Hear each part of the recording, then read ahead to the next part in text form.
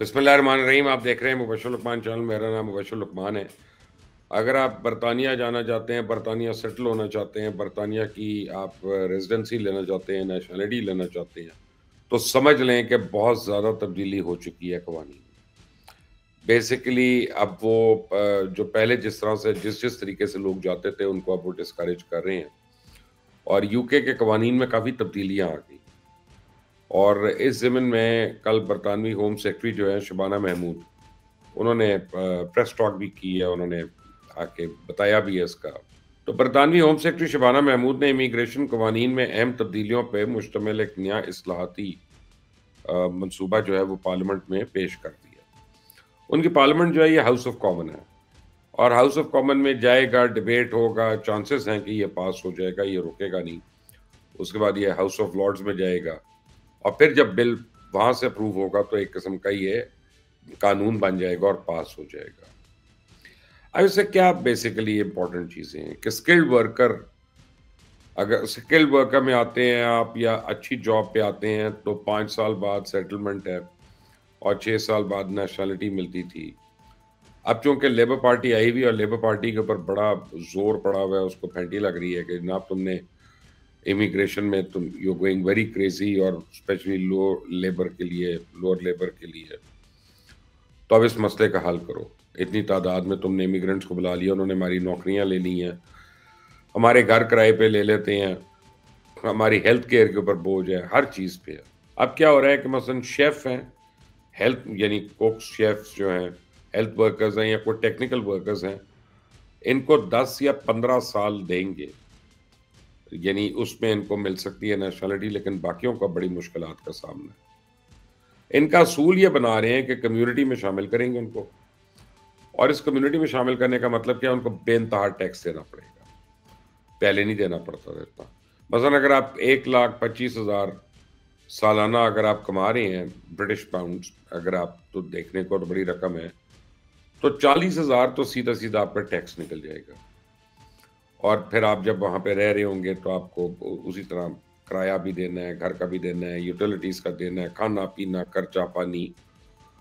तो अब वो मार्जिन जो है 40,000 पाउंड की वजह से काफ़ी कम हो गया। उसके बाद इनको फिर जाके सेटलमेंट वगैरह मिलेगी। बुनियादी तौर पे जो नॉर्मल बंदा आता है वो आए आए काम करे और फिर वापस जाए। यानी आप ये डिस्करेज कर रहे हैं कि आगे कोई टिक जाए वहाँ पे। और इस कानून में दिलचस्प बात यह है कि जो नए लोगों पर नहीं, बल्कि जो मौजूद है लोग, ये उनके ऊपर भी अप्लाई होगा। यानी अपनी नौयत का ये पहला कानून बन रहा है, क्योंकि जब कानून कोई बनता है तो वो रेट्रोस्पेक्टिव नहीं होता कि आप कहते हैं कि जी आज के बाद अगर किसी ने फ़र्ज़ करें ये मोहर उठाकर इसको किसी को मारा तो ये 302 काउंट होगा, कत्ल का पर्चा काउंट होगा। वो कह रहे हैं इससे पहले भी जिसने अगर कभी मोहर मारी है किसी को ये उस पे भी लागू हो जाएगा। तो पहले भी केस चल रहा है तो वो उसके ऊपर भी लागू होगा। अब जैसे जो लोग डंकी मार के आते हैं या स्टूडेंट्स जाते हैं, ख़ास तौर पे स्टूडेंट्स का बड़ा मसला है, जो पाकिस्तानी वहाँ पे जाते हैं, वो जाते विज़िट वीज़ा पे हैं, वहाँ पहुँच के अज़ाइलम अप्लाई कर देते हैं और बताते हैं जी हमारे मुल्क में बड़ा ख़तरा है। कोई किसी वजह से अप्लाई करता है, किसी वजह से अप्लाई करता है। इनको होटल मिल जाता है, इनको मोबाइल पैकेजेस दिए जाते हैं, नॉर्मल 1 से 2 साल इनके रिपोर्टिंग टाइम होता है, ये सहूलियात इनको मुयस्सर होती हैं। लेकिन अब जो डंकी मार के वापस आते हैं ना, उनको तो वापस भेज दिया जाएगा, उसमें सवाल ही कोई नहीं होगा। Pakistan, Sri Lanka, Bangladesh, Turkmenistan, Afghanistan, Kyrgyzstan, Albania, इन मुल्कों के लोग आते हैं, ये असाइलम अप्लाई करते हैं। अब इनके इंटरव्यूज़ बहुत सख्त उन्होंने कर दिए हैं। आप समझें कि हर इंटरव्यू का फोकस ये है कि मैंने इसको किस तरह से रिजेक्ट करना है। अब उसमें कैंडिडेट को अपने आप को आके निकालना होगा और ये इंटरव्यू में उड़ा के रख देंगे इनको। और फिर या 1,25,000 कमाओ, 40,000 टैक्स दो, तो फिर मामला कुछ बेहतर होगा। वरना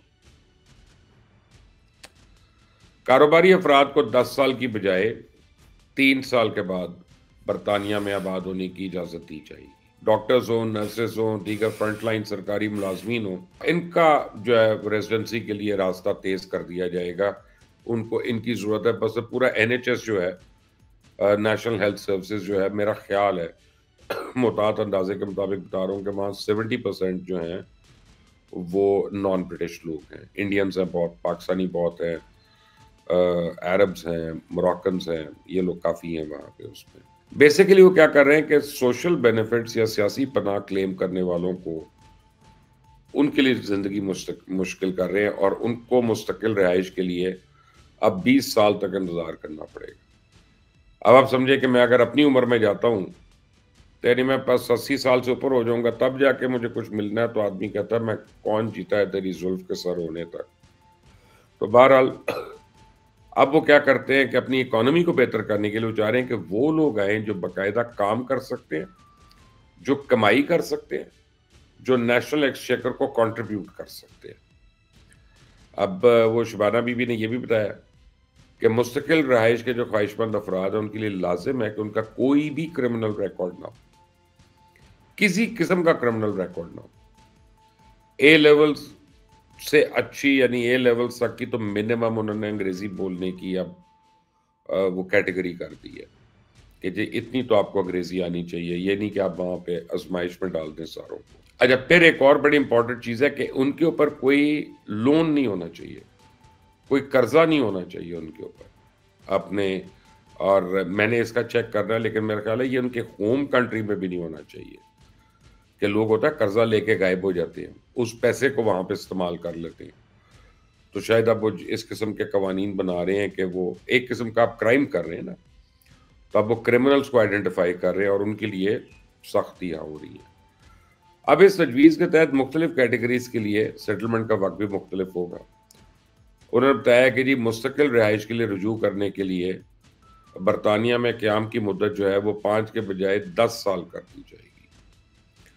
پھر انہوں نے بتایا کہ این ایچ ایس کی خدمات سر انجام دینے والے جو ڈاکٹرز اور نرسز ہیں، 12 لوگ 5 سال ہی ان کے لیے رہے گا اور وہ 5 سال کے بعد اپنی ریزیڈنسی کلیم کر سکتے ہیں.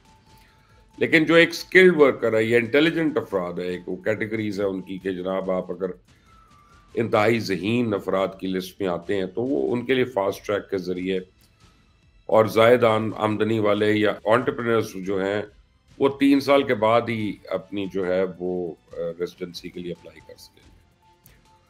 پھر بی بی کا کہنا تھا، شبانہ بی بی کا، کہ برطانیہ کے ٹوٹے ہوئے امیگریشن نظام کو منصفانہ اور انضمام کے نظام سے میں بہتر بنانا چاہتی ہوں یا بدلنا چاہتی ہوں.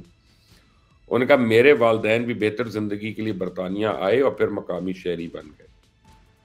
اب وہ کہتی ہیں کہ نئے قوانین کے تحت سیاسی پناہ لینے کا دورانیہ 5 برس سے کم کر کے 2.5 سال یعنی 30 مہینے کر دیا، جبکہ مستقل رہائش یعنی انڈیفینٹ لیو ٹو ریمین اس کے لیے اب 20 سال تک انتظار کرنا پڑے گا.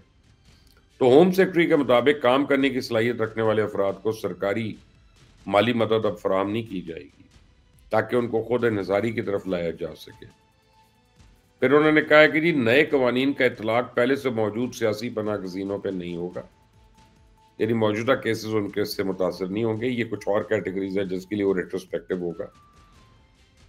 اور اصلاحات کے اہم حصوں میں یہ شک بھی شامل ہے کہ غیر ملکی مجرموں کو جیل کی سزا مکمل ہونے کا انتظار کیے بغیر قبل از وقت ملک بدر کر دیا جائے گا تاکہ برطانوی سسٹم پہ بوجھ کم پڑے.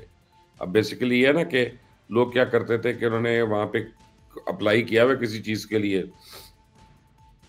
اب سڑک پہ 2 بندوں نے لڑائی اور ان کو پتا چلا کہ جی ڈپورٹ ہونے والے جی 2 مہینے کے اندر، بس جی ان کا نمبر آ گیا.